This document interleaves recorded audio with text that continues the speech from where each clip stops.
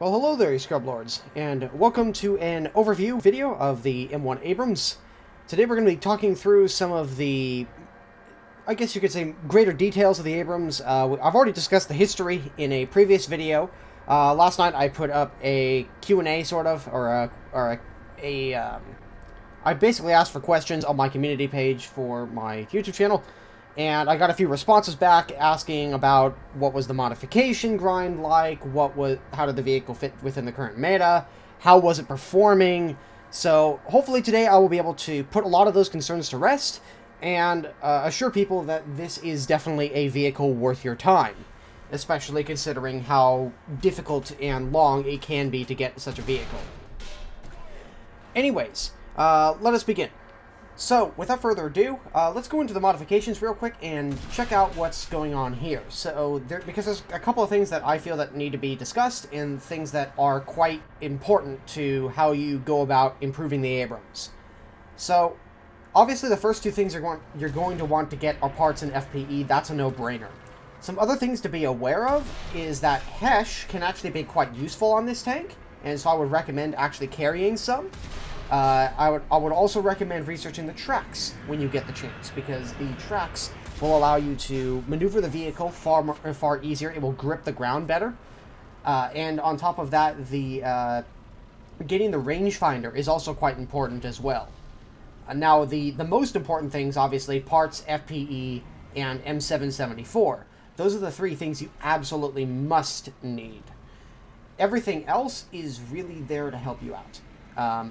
Especially the rangefinder. The rangefinder I find to be one of the most crucial parts, seeing as this tank was in real life equipped with a laser rangefinder. Being able to quickly acquire a target, find the range, and then zero your gun and fire a shot is really what makes the Abrams really quite dangerous at long ranges, as well as many of the other newer vehicles out there that have been brought into the game. In addition to this, it also has all three types of smoke. So it has a smoke shell, smoke grenade, and an exhaust smoke. And that's quite important at top tier, because the ability to generate all different types of smoke allows you to do all sorts of things to mask your movement, utilizing that smoke capability. And being able to mask where you are is almost as important as shooting or armor or mobility. If you can confuse the enemy into where they think you are, and then pop up somewhere else, then you have a tremendous advantage available to you. And all three of these capabilities play right into the way that the Abrams is played. And it's really quite nice to have all three options available to you. So definitely pay attention to those and don't overlook them. In addition, I'm going to talk quickly about the ammunition types. So obviously we already had the smoke. We have APFSDS and a HeatFS shell stock, the M735 and the M456A2. Now, honestly, M735 is alright, but it's really a stopgap round for you. Definitely want to get your hands on M774 in rank 4 modifications as quickly as possible. Now, you can still fight with the M735. You can get away with it, but M774 is just going to give you a little bit of added security available to you. And as for the heat rounds, forget they exist. They're stock on the vehicle, but they don't really do much for you at this tier, considering most of the vehicles are pretty well armored against 400mm penetration shaped charges. So consider the heat round just not there on this tank. Interestingly enough, like I mentioned earlier, get the Hesh round, because the Hesh round, I don't know what it is about this patch, but Hesh has actually been quite effective. I don't know if it's because they removed the angled armor nerf that they gave it, but it's actually quite powerful now, from my experience. And it is quite useful for dealing with vehicles where you don't necessarily want to waste an AP-FSDS round. If you're just firing at a soft-skinned vehicle, the Hesh round is far better for that than the AP-FSDS is. So consider it sort of like a glorified HE round with secondary armor defeating capabilities. In fact, the Hesh round can actually destroy a T-64B from the front. Don't believe me? Why don't I just show you? Now, I did have some audio recorded for this little segment right here, combined with the game sound. However, I realized after looking at the footage here that the audio in-game is way too loud for you guys to understand me, so I decided to just put my own commentary over this. Anyways, I'm going through here and I'm explaining the different ammo loadout that I use. I only load M774, Hesh, and Smoke. Now, I recommend taking anywhere between 11 to 15 rounds out of the tank, because what that does is it puts all of your ammunition into that rear turret bustle on the back of the turret, and that turret back there is protected against getting ammo racked. So if you take a hit into the rear turret bustle, as many of you have already seen, the blowout panels activate and send the explosion away from the tank. And it's basically the equivalent of getting set on fire. The difference here is that you lose some ammo in the process. I believe if you have like a mostly full ammo rack, you lose like half your ammunition in there, as opposed to if it was half empty, then you would lose all the ammunition in there. So I believe in the rear of the turret bustle holds anywhere between 22 to 25 rounds. Anyways, I was going to show you this little trick here. So I tested a couple of rounds of M774 just to show that you can't penetrate the upper front plate of the T64B. Except for the optics port, obviously. However, I want to test Hesh, so I switch over to Hesh over here. And what you're going to want to aim for is that little hook on the left-hand side of the turret. In addition, this does not work with 120mm Hesh. The explosion power, or the explosive in it, is just not big enough. There's just not enough of it compared to the 105. The 105 actually has more than the 120. So you're going to want to aim for that little crane hook on the side of the turret for the T64B, about just to the left of my cursor, and you'll see once I point at it. You want to hit about there, and if you hit anywhere else, it probably won't work. However, if you did hit right there, right here, the enemy has been destroyed. And if that T64 has a little bit too much ammo in there, you can ammo rack him with a frontal hit on the turret using the 105mm Hesh. Let's do that again, shall we? Yeah. Now, I'm going to be more honest with you. It's not going to be very likely you're going to be able to pull that off in battle. However, it is an ace up your sleeve if you happen to be running, or if you happen to be engaging some soft skin vehicles and a T64 happens to roll around the corner. At least you have something that might actually hurt him. So, there is that.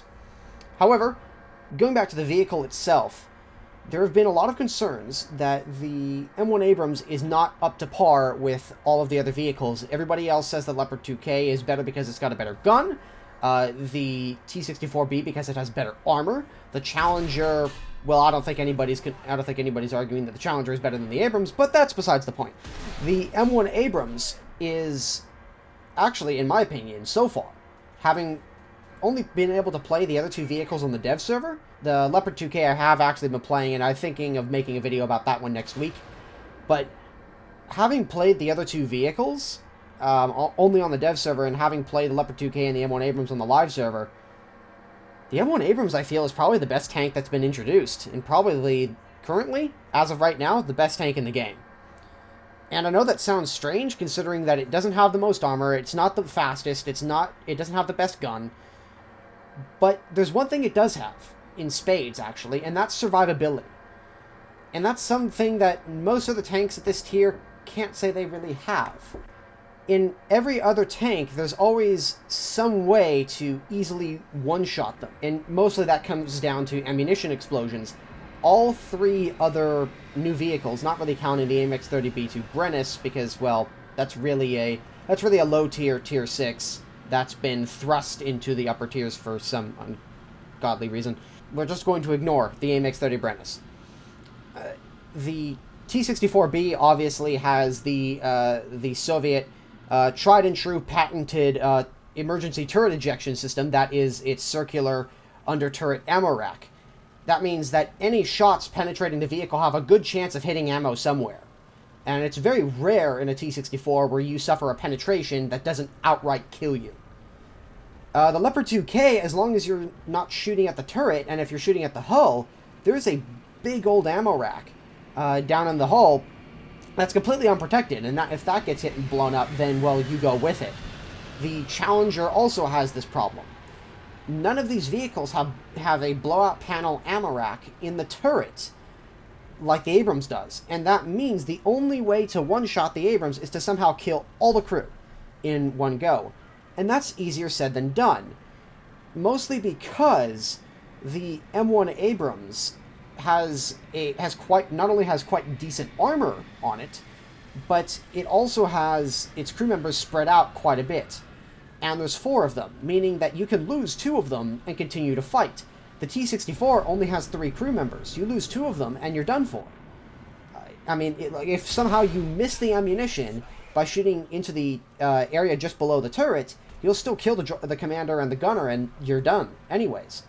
The Challenger is the only other vehicle, really, that has enough space inside of it to sustain a hit and continue to keep going. But the Abrams is able to keep going even when it suffers a catastrophic ammo explosion, which none of the other tanks can do. And that is extremely useful to have, especially at this tier. There's 3 things, like I mentioned earlier, that tanks are supposed to have: survivability or armor protection, firepower, and mobility. There's always a balance between the 3. The Abrams sacrifices only a little bit in each area, and not a lot. The Abrams is probably the most well-balanced tank in the game, and that's pretty amazing, honestly. All of the other tanks specialize in doing 1 or 2 things, and that's about it. The Leopard 2K is amazing for hit and run, but it can't really sustain a heads-up brawling fight. It's going to lose in that respect most of the time. The T-64B is a great assault tank, but it's got all this armor on the front. It's pretty much impenetrable from the front, except for a couple of small areas. But it has subpar mobility compared to everybody else. It has horrible reverse speed, so it can't get out of a situation very quickly. And on top of that, its reload is the slowest of all of the vehicles that have been introduced. Challenger has the second worst reload of all of them. However, the Challenger is meant to be a defensive tank. It is meant to go hold down and snipe at people from long range. It has the most powerful gun of all of the vehicles, with maybe the exception of the Rheinmetall 120. But as far as kinetic energy rounds, though, the Challenger is best equipped. And on top of that, the Challenger sacrifices a lot of its armor protection to do that, but it doesn't get an increase in mobility. The only vehicle it's actually the closest vehicle in terms of balancing to the Abrams, but the thing is, the Abrams is still simply better in the armor protection department and survivability department with the blowout panels in the rear of the turret. So the Abrams is the most versatile of all the vehicles. It's literally the definition of jack of all trades, master of none. It can do everything that needs to be done, but not quite as well as certain vehicles specifically set up to do those specific tasks. But even then, it comes damn close. So without further ado, I'm going to switch over to the best battle I have had in the M1 Abrams on Fulda Gap, and this should also kind of explain why I think Fulda Gap is probably one of the better maps in the game. Anyways, let's go over there. So, here we are in Fulda Gap. Now, before I start talking more and more about the battle, I want to talk about something that a little bit of ammo controversy for this vehicle. So, I, myself, including a few other YouTubers and a bunch of other freeaboos, I guess you could call us NATO fanboys or whatever, have all been asking for the M1 Abrams to get M833. And a lot of that request was born out of the fear that the T-64B was going to be a huge problem. As of the first week of the patch, that hasn't seemed to have been the case. Maybe farther down the line it will become an issue, but for now, I'm inclined to say that the M1 Abrams does not need M833. If you guys are wondering more about the armor protection values and how M833 would kind of screw with a lot of them, I highly suggest you go and check out MikeGoesBoom's video that he uploaded a couple days ago. He did a pretty thorough explanation of some of the current armor values on the M1 Abrams. However, take whatever he says with a grain of salt, because I have word from Mike10D, one of the people who came up with the original information for that video, that they have found some errors in the original source material that they were using. So they are going back and they're going to update it. So stay tuned on Reddit for that post coming soon. However, it's pretty accurate, all things considered. And the thing about M833 is that it has so much sloped armor penetration that it will be able to penetrate the upper front plate of a T-64B out to over 4.5 kilometers without any real difficulty whatsoever. By the way, hello, Mr. T-64. Emergency turret ejection system working as planned. Now, I did get shot here, and my gunner has been taken out, even though my turret is somehow still moving, so I'm not told. Actually, you know what? I think it was my cannon breach that was knocked out here. And so I start to retreat into this little alcove. There's going to be a few replay glitches here, like, for example, the fact that the weather is in, like, late afternoon, or something along those lines. When we were playing this battle, it was middle of the day. I just believe that that's a new bug with the weather system that they've introduced. It doesn't quite sync up with the replays, but that's besides the point. But going back to what I was saying, I found in the 18 or so games that I've played with this vehicle, I've died 16 times, and I've gotten close to 60-something kills in return. In those 18 games, I never got the feeling that I was at a real disadvantage. The thing about the Abrams is that without M833, you are forced to play it a little bit more cautiously, and you're forced to play it smarter, which frankly, I find as kind of a fun challenge. Now, I know a lot of people, when they jump into the M1 Abrams, a lot of people are going to expect, my Abrams invincible from the front. Well, frankly, that's not the case. At all. Also, nice flank. Pick off the KPZ-70, and this T-64, I don't know what he is doing, but he is a never land as far as paying attention is concerned. But anyways, this kind of exemplifies what the Abrams is all about. You pop up from an unknown position, a place where people don't expect you to be, and then it's a pain in the butt to dig you out, because not only do you have armor, but you're also hard as hell to just finish off and kill. The M1 Abrams is kind of like a cockroach. No matter how many of them you stamp out, just keeps coming back. It's really difficult to finally put one of these things down and do it quickly before he reacts and destroys you. So that is what makes Abrams so good. And that is what has drawn me to the conclusion that as of right now, the M1 Abrams is the best tank in the game.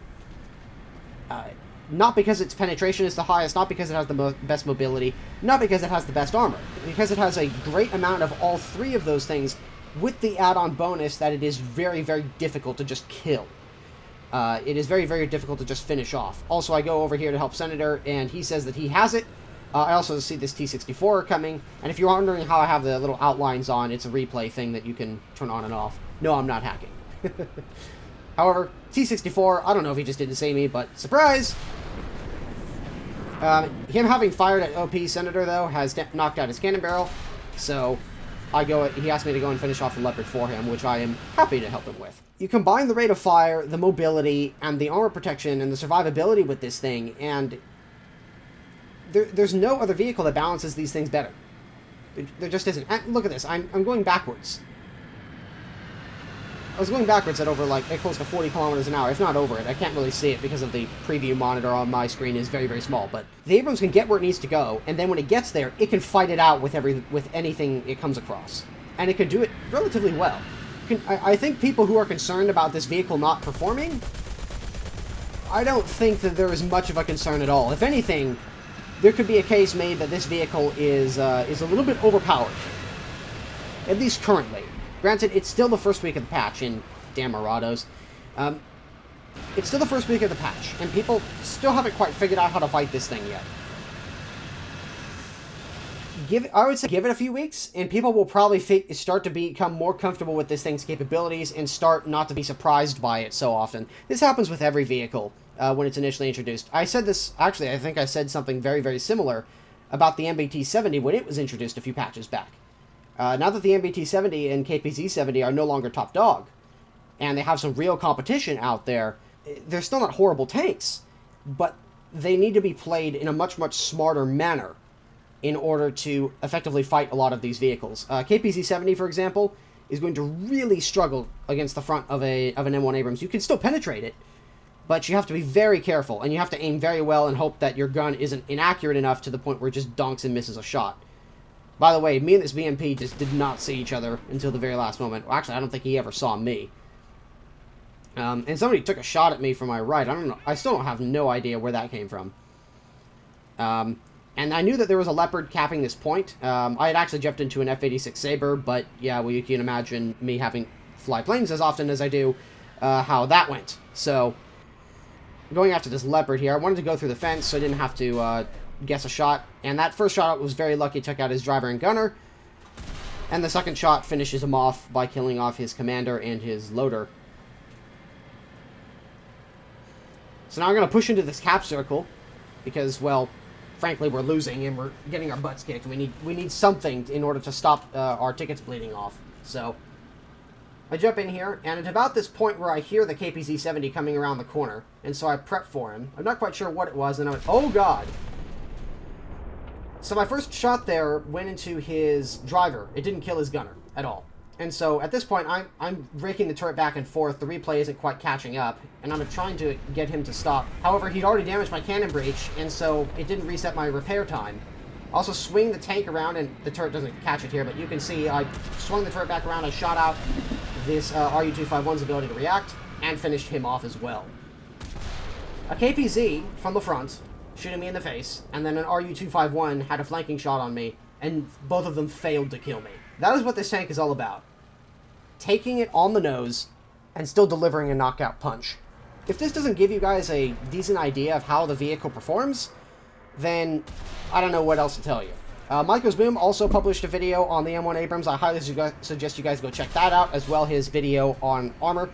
And if you enjoyed this video, please leave a like and a comment down below about what you guys think about the M1 Abrams after hearing what I have to say about it, and what specific vehicle you guys want to see next. I'm going to try and get my hands on the T-64B and the Challenger over the next week. Gaijin was really weird about their policy this time, so without further ado, this has been Many Miles Away. Keep your tracks checked, keep your binos in place, keep around the tube, and I will see you guys in the next video.